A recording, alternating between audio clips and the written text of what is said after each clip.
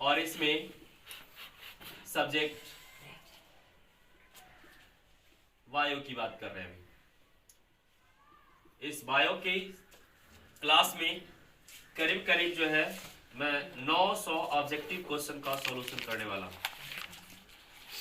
जो काफी वीवीआई होगा, काफी इंपॉर्टेंट होगा। अभी मैं इस 900 ऑब्जेक्टिव में से करीब करीब 1 से 50 क्वेश्चन, 1 से 50 क्वेश्चन, 1 से 50 क्वेश्चन जो है आपको सॉल्यूशन करवाने वाले हैं, जो वीवीआई है। शायद ये क्वेश्चन, ऑब्जेक्टिव क्वेश्चन आपके एग्जाम के लिए बेहतर साबित हो सकता है, इसलिए इस पर सबसे ज्यादा नजर रखना है। मेरा गेसिंग क्वेश्चन, और इस गेसिंग क्वेश्चन को आप लोग अच्छे तरीका से देख सकते हैं, बिल्कुल, क्योंकि ये सभी क्वेश्चन एक नजर जरूर देखें इसे। चलिए, सबसे पहले हम बात कर रहे हैं नंबर 1 क्वेश्चन का। स्टूडेंट देखिएगा, सबसे पहले पहला नंबर क्वेश्चन है जीवन काल क्या है। पहला क्वेश्चन कह रहा है जीवन काल क्या है, इसके बारे में बात कर रहे हैं। जीवन काल कहने का मतलब है कि किसी भी जीव के जन्म से लेकर इसके प्रकृति मृत्यु तक की अवस्था को जीवन काल कहा जाता। किसी भी जीव के जन्म से लेकर प्रकृति मृत्यु तक की अवस्था को जीवन काल कहते हैं। क्या कहते हैं? जीवन काल कहते हैं। और इस जीवन काल में सबसे याद रखिएगा, इसके एग्जाम्पल के रूप में जैसे आप देख सकते हैं, खास मनुष्य की बात करूं तो इसका 80 से 100 वर्ष जीवन काल होती है, ये जिंदा रहता है। इसके बाद यदि बात करें हम तोता का, तो 140 वर्ष होता है। यदि हम घोड़ा की बात करें तो ये 60 वर्ष जीते हैं। और यदि हम हाथी की बात करें तो ये 65 वर्ष जीता है। ठीक इसी तरह से यदि हम छोटे जीवों की बात करें, जैसे में मक्खी की बात करें, तो 1 यानी एक सप्ताह तक के जिंदा रहता है। आप और भी देख सकते हैं, कौवा है 15 वर्ष है, कुत्ता है जो 20 से 25 वर्ष तक के जीवित रहता है, बंदर 29 वर्ष तक के जीवित रहता है, मगरमच्छ जो जिसे कह रहे हैं वो करीब करीब जो है वो 60 वर्ष एवरेज जीता है। इसके अलावा यदि देखें हम चील तो 90 वर्ष है। ऐसे कितने भी जीव आते हैं और सभी का जीवन काल इस प्रकार से मौजूद है। आप देख लो, धान, गेहूं, ये सभी फसलों के भी जीवन काल होती है, जो करीब 4 से 5 मंथ तक के जीवन काल इसका होता है। 4 से 5 मंथ में तैयार होते हैं और इसकी जीवन काल खत्म हो जाती है। इसे याद रखिएगा, ये जीवन काल था, इसे जीवन काल कह रहे थे। फिर से मैं एक बार जीवन काल का परिभाषा बोलता हूं, किसी भी जीव के जन्म से लेकर प्रकृति मृत्यु तक की अवस्था को जीवन काल कहा जाता है। अब अगला क्वेश्चन कह रहा है विद्यार्थी, ईस्ट और हाइड्रा में प्रजनन की विधि को बताएं। ईस्ट और हाइड्रा में, एगो ईस्ट जीव है और हाइड्रा जीव है, हाइड्रा जीव है। ये दोनों जीव में किस प्रकार के प्रजनन की क्रिया होती है। यदि इसमें हम प्रजनन की बात करें तो याद रखिएगा, प्रजनन के मुकुलन विधि के द्वारा होता है। मुकुलन, मुकुलन, जो इसे इंग्लिश में बडिंग भी कहते हैं, वडिंग, वडिंग बोला जाता है। यानी ईस्ट और हाइड्रा, ये जो देख रहा है आप यहाँ पर, ईस्ट और हाइड्रा को मुकुलन जिसे बडिंग कहते हैं, यानी अलैंगिक प्रजनन के एक भाग है जिसे मुकुलन कहते हैं, और उसी मुकुलन के द्वारा ईस्ट और हाइड्रा में प्रजनन की क्रिया हो जाती है। मैं तीसरा नंबर क्वेश्चन में लेकर के चल रहा हूं। तीसरा नंबर, ये था आपका पहला, ये था दूसरा, और आते हैं तीसरा नंबर में। यदि हम तीसरा की बात करें तो कहता है वाह्य निषेचन क्या है। देखो विद्यार्थी, वाह्य निषेचन को समझने से पहले, यानी यहाँ पर वाह्य निषेचन जिसे हम बोल रहे हैं, वाह्य निषेचन, निषेचन, इस वाह्य निषेचन से पहले की बात करें हम तो आपको निषेचन सीखना पड़ेगा। निषेचन किसे कहते हैं, निषेचन का मतलब क्या होता है, तो याद रखना कि किसी भी जीव में नर युग्मक और मादा युग्मक दो चीज निर्माण होते हैं। एक होता है नर युग्मक और दूसरा होता है मादा युग्मक। यानी नर युग्मक क्या है और मादा युग्मक क्या है। नर युग्मक यानी कहने का मतलब ये हुआ ना क्या कि जो नर में शुक्राणुओं का निर्माण होगा उसे नर युग्मक है। मादा युग्मक यानी कि जो स्त्रियों में अंडाणु का निर्माण होगा उसे मादा युग्मक कहेंगे। और जब नर युग्मक और मादा युग्मक आपस में संलयन की क्रिया करता है, क्या करता है, संलयन की क्रिया करता है, आपस में मिलता है, तो जब संलयन की क्रिया करेगा तब उसे कहते हैं हम निषेचन। क्या कहते हैं, जब संलयन की क्रिया करेगा, क्योंकि जब नर युग्मक और मादा युग्मक संलयन की क्रिया करता है तो युग्मनज का निर्माण करता है, और इसी युग्मनज को हम इस प्रक्रिया के बनने की प्रक्रिया को हम निषेचन कहते हैं। और निषेचन भी दो तरह के होते हैं, एक होता है बाह्य निषेचन और दूसरा होता है आंतरिक निषेचन। बाह्य निषेचन जीव शरीर के बाहर जब निषेचन की क्रिया होगा उसे बाह्य निषेचन कहेंगे, यही बात करना था। और जो जीव शरीर के अंदर होगा उसे अंतः निषेचन कहते। तो ये बाह्य निषेचन, ये अंतः निषेचन। बाह्य निषेचन की बात करें तो इसके एग्जाम्पल में मेढक हो गया, इसके एग्जाम्पल में स्टारफिश हो गया, जेलीफिश हो गया, ये सब आते हैं बाह्य निषेचन। लेकिन अंतः निषेचन में जैसे में आप देख सकते हैं मनुष्य हो गया, जंतु हो गया, देख रहे हैं ये सभी चीज जो कि अंतः निषेचन की क्रिया करता है। अब अगला हम पॉइंट की बात करते हैं, यानी कि चौथा नंबर क्वेश्चन की बात करते हैं।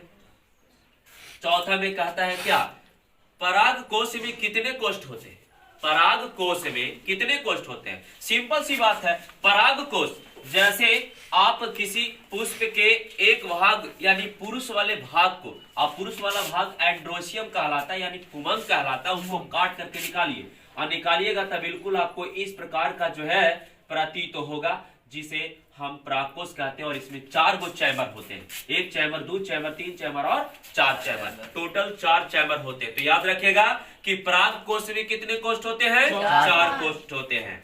अब अगला कहता है कि वैसा पुष्प क्या कहलाता है जिसमें मादा एवं नर अलग अलग समयों में परिपक्व होता है।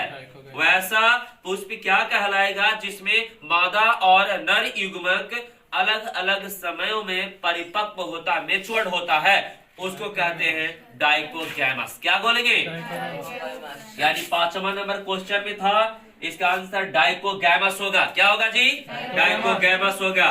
अगला देखो विद्यार्थी, यहाँ पे जंतुओं द्वारा होने वाला पर परागन को क्या कहा जाता है, जंतुओं के द्वारा, तो उसे जंतुओं के द्वारा होता है उसे जूफिली कहते हैं। क्या कहते हैं, जूफिली कहा जाता है, फिली, जूफिली कहा जाता है। तो याद रखिएगा यहाँ पे कि जंतुओं के द्वारा परागन की क्रिया होता है तो उस प्रक्रिया को क्या कहते हैं, जूफिली। अब अगला 7वां नंबर क्वेश्चन में देखिए, ध्यान दीजिएगा। 7वां नंबर क्वेश्चन क्या कहता है, जो उस पर परागन का नाम बताएं जो घोंगे के द्वारा होता है। माने पर परागन के जो हो रहा है उसमें वो प्रकार है उसको बताना है, तो उसका क्या होगा, मेलिस्कोफिली कहलाएगा। कौन सा फिली, यानी याद रखिएगा कि पर परागन जो है उसका नाम क्या है, घोंगा के द्वारा जब होगा तो घोंगा के द्वारा होने वाले को कहा जाता है मेलिस्कोफिली, मेलिस्कोफिली कहा जाता है, मेलिस्कोफिली, यानी मेलिस्कोफिली बोला जाता है। क्या बोला जाता है, मेलिस्कोफिली कहते हैं। अब अगला कहता है जंतुओं द्वारा होने वाला 8वां नंबर क्वेश्चन में एम्ब्रियोजेनेसिस क्या है, एम्ब्रियोजेनेसिस किसे कहते हैं। तो एम्ब्रियोजेनेसिस का परिभाषा याद रखिएगा, जायगोट से भ्रूण बनने तक की प्रक्रिया को एम्ब्रियोजेनेसिस या कहा जाता है, इसे हिंदी में भ्रूणोद्भव कहा जाता है, उसे एम्ब्रियोजेनेसिस कहा जाता है। अब देखते हैं 9वां नंबर क्वेश्चन में, यानी बहुभ्रूणता क्या है। 9वां में कह रहा है क्या, बहुभ्रूणता क्या कहता है, बहुभ्रूणता किसे कहते हैं। नंबर विद्यार्थी यहाँ पर ध्यान दीजिएगा, बहुभ्रूणता क्या है। बहुभ्रूणता यानी बहु के मतलब होता है ढेर सारा, अब भ्रूण मतलब इसके अंदर में चैम्बर ढेर सारा होना चाहिए।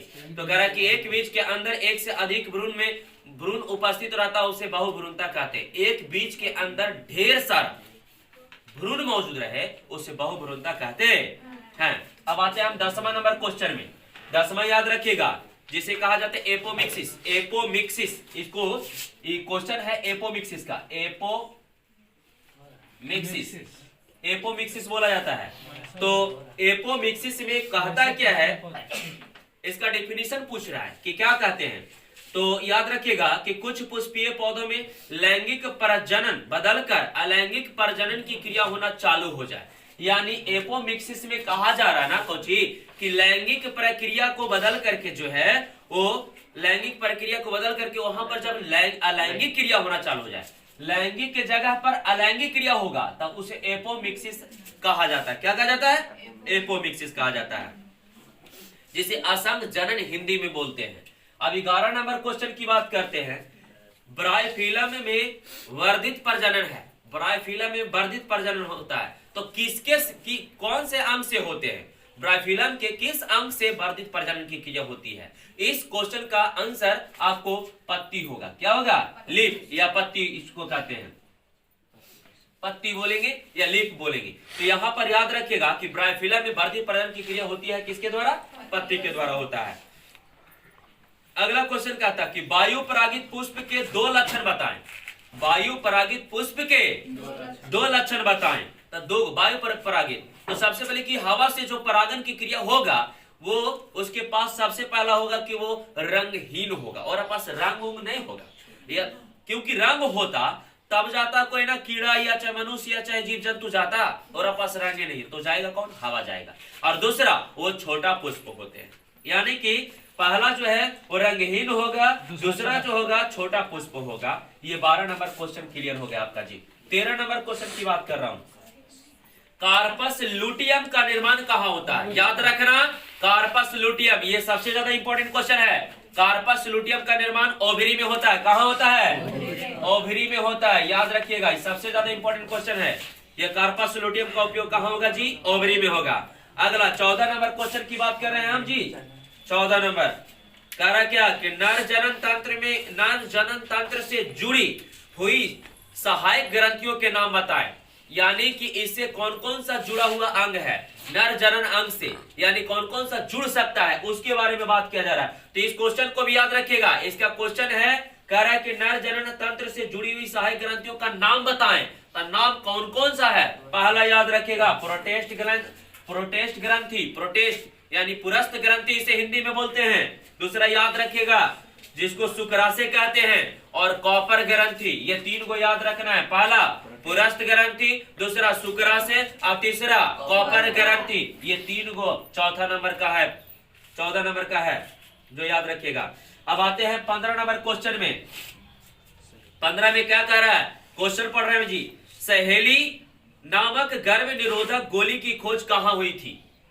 सहेली नामक गर्भ निरोधक गोली की खोज कहां हुई थी? ये क्वेश्चन है, और इसका आंसर याद रखिएगा जो है वो लखनऊ केंद्र ड्रग रिसर्च इंस्टीट्यूट, ड्रग जिसको कहते हैं, तो वहां इसका सहेली नामक जो है गोली का खोज किया गया था, जो गर्भ निरोधक के रूप में था, यानी लखनऊ में। याद रखना इसको शॉर्ट में लखनऊ।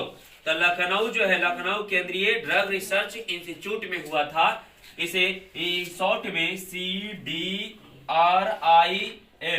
यानी CDRIL के नाम से भी जाना जाता है, इसको याद रखना। अब आते हैं हम 16 नंबर क्वेश्चन में। करा क्या कि साधारणतः मासिक चक्र कितने दिनों में होता है? 28 दिन। मासिक चक्र कितने दिन में होती है? 28 दिन, यानी 28 दिन याद रखिएगा। 28 दिन में मासिक चक्र की क्रिया हो जाती है। अब अगला 17 नंबर क्वेश्चन यदि देखिएगा तो 17 नंबर में कहता है क्या कि भ्रूण के 3 जनन स्तर का नाम बताएं। भ्रूण यानी कोई बच्चा है, अभी वो बच्चा नहीं बल्कि उसको भ्रूण बोलेंगे हम, यानी जो भ्रूण किसी माँ के गर्भाशय में अवस्थित है, तो वहां पर 3 लेयर होते हैं। उस 3 लेयर का नाम याद रखेगा हमेशा, इक्टोडर्म, मेसोडर्म और एंडोडर्म। इक्टोडर्म, मेसोडर्म, मेसोडर्म और एंडोडर्म, यानी ये 3 को होते हैं विद्यार्थी, जो हमेशा याद रखेगा कि ये तीनों उस भ्रूण के पास होता है मौजूद, याद रखना। अब आता है 18 नंबर क्वेश्चन की बात करते हैं। कह रहा है कि 2 यौन संचारित रोगों का नाम बताएं। तो याद रखना, पहला गोनेरिया, दूसरा एड्स, ऐसे भी बहुत सारा होंगे, जैसे में सिफिलिस है, हर्पिस है, ये सब एक यौन संचरित रोग है, इसे यौन संचरित रोग कहते हैं। इसके अलावा यूरेथ्राइटिस है, ये सभी भी आते हैं जो यौन संचरित के अंतर्गत आता है। तो फिर से एक बार बोल रहे हैं, यौन संचरित इंपॉर्टेंट है। सबसे पहले इसका डेफिनेशन पूछेगा, दूसरा इसका कौन कौन आता है, तो जैसे भी याद रखिएगा, गोनेरिया है, एड्स है, सिफिलिस है, हर्पिस है, यूरेथ्राइटिस है, ये सभी जो आते हैं ये सब एसटीडी यौन संचरित रोग के अंतर्गत आता है। यहां तो दो पूछ रहा था इसलिए मैंने दो बताया था। अब 19 नंबर क्वेश्चन में बात बोल रहे हैं, कह रहा है कि टेस्टिस द्वारा स्रावित होने वाले हार्मोन का नाम बताइए। टेस्टिस द्वारा स्रावित होने वाले हार्मोन का नाम, ये क्वेश्चन है, याद रखिएगा। टेस्टिस से बस जुड़ गया है कौची, टेस्टेरोन, टेस्टिस से जुड़ गया कौची, टेस्टेरोन। ये वो टेस्टेरोन हार्मोन है जो स्रावित होता है, यानी टेस्टिस से जुड़ गया है टेस्टेरोन, इसको याद रखिएगा।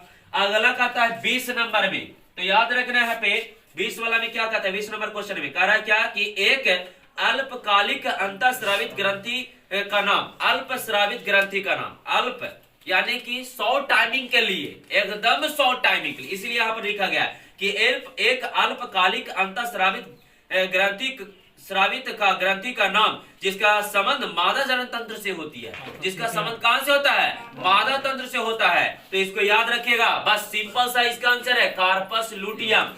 कौन सा भाई, तो कार्पस लुटियम। 20वां का आंसर हो जाएगा कार्पस लुटियम हो जाएगा, तो इसको याद रखिएगा कार्पस लुटियम। 20 नंबर का आंसर कार्पस लुटियम होता है। अगला देखिए 21 नंबर क्वेश्चन में याद रखना है, कार्पस लुटियम द्वारा स्रावित होने वाले हार्मोन्स का नाम लिखे। यानी जो कार्पस लुटियम है ना, उसके द्वारा कौन सा हार्मोन स्रावित होता है, तो याद रखना है प्रोजेस्टेरोन और एजेस्ट्रॉन। प्रोजेस्टेरोन और एजेस्ट्रॉन, ये सबसे ज्यादा बीबीआई क्वेश्चन है कार्पस लुटियम से, क्योंकि ये आता है क्वेश्चन, है ना, ये सबसे ज्यादा बीबीआई है। इसको याद रखिएगा कि कार्पस लुटियम जो है, इससे 2 हार्मोन स्रावित होते हैं। एक सबसे पहले स्रावित होगा कौन सी, प्रोजेस्टेरोन, और दूसरा क्या चीज होगा, एजेस्ट्रॉन। तो इसको याद रखना है। 21 नंबर क्वेश्चन क्लियर हो गया आपका। 22वां की बात करते हैं, केला को पार्थेनोकार्पी का एक अच्छा उदाहरण क्यों माना गया है। केला जो है ना, वो पार्थेनोकार्पी का एक अच्छा उदाहरण क्यों माना गया है, इसलिए माना गया है ना कि केला जो है वो फल बिना निषेचन ही विकसित हो जाता है। इरा में निषेचन की क्रिया करने की जरूरत नहीं, बिना निषेचन के ही यह जो है विकसित कर जाता है, इसलिए ज्यादा इंपॉर्टेंट है, इसलिए ज्यादा इसको कहा जाता है, अच्छा उदाहरण माना गया है। किसके लिए भाई, तो पार्थेनोकार्पी के लिए। ऐसे भी पार्थेनोकार्पी का परिभाषा कहलाता है कि वैसा कोई भी चीज जो बिना निषेचन के द्वारा उत्पन्न हो जाता है उसे पार्थेनोकार्पी कहते हैं। अब आते हैं 23वां नंबर क्वेश्चन में। 23वें में क्या कह रहा है कि विज्ञान की वह शाखा क्या कहलाती है जिससे माता पिता और संतान के समान असमान गुणों को अध्ययन किया जाता है। सिंपल सी बात है, माता पिता और उसके बच्चों के बीच असमान और असमान गुणों के बारे में अध्ययन करने की बात कर रहा है। विज्ञान की शाखा है, इसलिए इसका आंसर है जेनेटिक। इसे हिंदी में अनुवांशिकी कहते हैं। क्या कहेंगे, अनुवांशिकी कहेंगे। जरा में माता पिता है उसके बच्चे के बारे में अध्ययन करेंगे तो वो जेनेटिक कहलाएगा। क्या कहलाएगा, जेनेटिक कहलाएगा। इस बात को ध्यान में रखना है। अब देखो विद्यार्थी, यहाँ पर कह रहा कौन, यानी 24 नंबर क्वेश्चन में कह रहा है कि पीढ़ी पर पीढ़ी, यानी पीढ़ी पर पीढ़ी नहीं बल्कि पीढ़ी दर पीढ़ी, याद रखिएगा। यहाँ पर थोड़ा सुधार लीजिए, पीढ़ी दर पीढ़ी सवर्ती होने वाले, हाँ संचरित होने वाले, यहाँ सवर्ती लिखा हुआ है, क्वेश्चन थोड़ा सा रॉन्ग लिख दिया है। पीढ़ी दर पीढ़ी संचरित होने वाले गुणों को क्या कहते हैं, गुणों को क्या कहते हैं, तो इसको याद रखिएगा, अनुवांशिकी गुण। कौन सा गुण, अनुवांशिकी गुण, तो इसको याद रखना है। अब आते हैं 25वां नंबर क्वेश्चन में। क्या 25वां नंबर क्वेश्चन में कह रहा क्या कि किसी परिवार के अनेक पीढ़ियों के लक्षणों को विश्लेषण क्या कहलाएगा। कह रहा कुछ कि किसी परिवार के अनेक पीढ़ियों के लक्षणों को विश्लेषण क्या कहलाता है, तो वंशावली विश्लेषण कहलाता है। क्या कहलाता है, वंशावली विश्लेषण कहलाता है। याद रखेगा। सबसे पहले फिर से क्वेश्चन पढ़ रहे हैं जी, किसी परिवार के अनेक पीढ़ियों के लक्षणों को विश्लेषण किया जाता है तो उसे क्या कहते हैं, वंशावली विश्लेषण कहते हैं। कौन सा विश्लेषण, वंशावली विश्लेषण कहते हैं। 26 नंबर क्वेश्चन में कह रहा क्या जी, देखिए क्या कह रहा कि मेंडल द्वारा किए गए खोज का पुष्टिकरण करने वाला वैज्ञानिक कौन था। मेंडल के द्वारा खोज करने वाले, मेंडल ने जो खोज किया था ना, उसका पुष्टि कौन किया था, उसको आकर के जांच और वेरीफाई कौन किया था? तो 3 वैज्ञानिक याद रखिएगा। एक पहला का नाम है आपका कार्ल कॉरेंस, दूसरा का नाम है ह्यूगो डेविस, तीसरा का नाम है टी शेरमान। ये 3 वैज्ञानिक थे, कार्ल कॉरेंस, ह्यूगो डेविस और टी शेरमान। तो इसको भी याद रखिएगा। अब कौची का 27 नंबर में कह रहा है एलील क्या है? एलील किसको कहते हैं? एलील तो कह रहा है कि जीवों में स्थित जीनों के वैकल्पिक रूप को, है ना, जीन के वैकल्पिक रूप को एलील कहा जाता। और जीन किसको कहेंगे? तानवांस्की के एक इकाई को जीन कहते हैं। इसको भी याद रखिएगा। ये सब छोटा छोटा क्वेश्चन है लेकिन पूछता जरूर है। प्रभावी गुण किसे कहते हैं? प्रभावी गुण का मतलब याद रखिएगा कि प्रभावी गुण किसको कहा जाता है। कह रहा है जी कि संकरण के बाद पहली पीढ़ी में विपरीत गुण के जोड़े में दिखाई देने वाले गुण को प्रभावित गुण कहते हैं। बिल्कुल इससे भी आसान यदि रख रहा है याद, तो प्रभावी गुण वैसा गुण यानी कि माता पिता के बीच क्रॉसिंग करने के बाद जो गुण दिख जाए उसे प्रभावी गुण कहते हैं, और जो गुण ना दिखे उसे अप्रभावी गुण कहते हैं। छुपा रहे उसे अप्रभावी गुण कहेंगे। तो यहाँ पर प्रभावी अप्रभावी गुण के बारे में याद रखिएगा जरूर। अब कहता है फिनोटाइप शब्द क्या है? फिनोटाइप शब्द किसे कहते हैं और फिनोटाइप शब्द का मतलब क्या होता है? तो कह रहा है क्या कि किसी भी लक्षण बाहरी रूप से दिखाई देते, किसी भी लक्षण बाहरी से दिखाई दे दे। तो बाहरी से जैसे देखिए यहाँ पर हम बता रहे हैं कैपिटल टी या स्मॉल टी, एरा में कौन पहले दिखेगा? कैपिटल टी दिखेगा ना, यानी ये प्रभाव में है इसीलिए प्रभावी इसको कहते हैं, है ना। तो यहाँ पर याद रखिएगा लंबा और बौना, तो ये लंबा हो गया, ये बौना हो गया। तो लंबा पहले दिखेगा, बौना बाद में दिखेगा, इसलिए इसे फिनोटाइप कहते हैं। तो याद रखिएगा इस चीज को। अब कहता है होमोजाइगस शब्द का मतलब क्या होता है? होमोजाइगस, होमोजाइगस का मतलब याद हमेशा रखिएगा कि द्विगुणित अवस्था में दोनों अलील समान होगा। द्विगुणित अवस्था में जैसे देखिए मान लिया जाए कि एगो गुणसूत्र एक से और दूसरा भी एक से है, एकरा पर अलील आ गया तो दोनों समान है। यदि एक सर बाई है, एरा पे अलील ए है, एरा पर अलील बी आ जाए, या एक सर बी है, एरा पर ए और बी है ना, तो ऐसी स्थिति में अलील असमान, इसे जो है कभी भी हम कह नहीं सकते हैं कि होमोजाइगस है। होमोजाइगस के मतलब है कि समान अलील आना। द्विगुणित अवस्था में भी अलील क्या होना चाहिए? समान आना चाहिए, इक्वल आना चाहिए, तो इसे कहते हैं होमोजाइगस, होमोजाइगस कहा जाता है। अब आता है जीनोटाइप किसे कहते हैं? 31 नंबर क्वेश्चन है जी। 31 नंबर क्वेश्चन को जीनोटाइप पूछा गया कि जीनोटाइप किसे कहते हैं। जीनोटाइप को याद रखना है। जीनो का मतलब होता है क्या? आंतरिक जीवों की जीन संरचना को जीनोटाइप कहते हैं। ये शॉर्ट में है लेकिन याद रखना जीनोटाइप का मतलब होता है ना क्या कि जीना है तो अंदर से, है ना, यानी जीनोटाइप कहलाएगा। क्या कहलाएगा? जीनोटाइप, यानी आंतरिक संरचना को, आंतरिक गुण को जीनोटाइप कहा जाता है। और फिनोटाइप कह रहे थे बाहरी वाला को। फिनो का मतलब जो है बाहर, यानी कि ये बाहर से दिख रहा था, तो ये अंदर से दिख रहा है, तो इसको याद रखिएगा जीनोटाइप का मतलब क्या होता है। जो अब आते हैं 32 नंबर क्वेश्चन में। हम 32 नंबर क्वेश्चन क्या कर रहा है? हेट्रोजाइगस का क्या तात्पर्य है? हेट्रोजाइगस का क्या तात्पर्य है?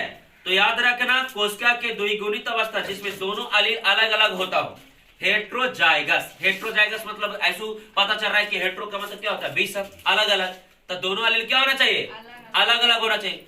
यहाँ पर होमोजाइगस में एक समान था लेकिन हेट्रो में अलग अलग है, इस चीज को याद रखिएगा।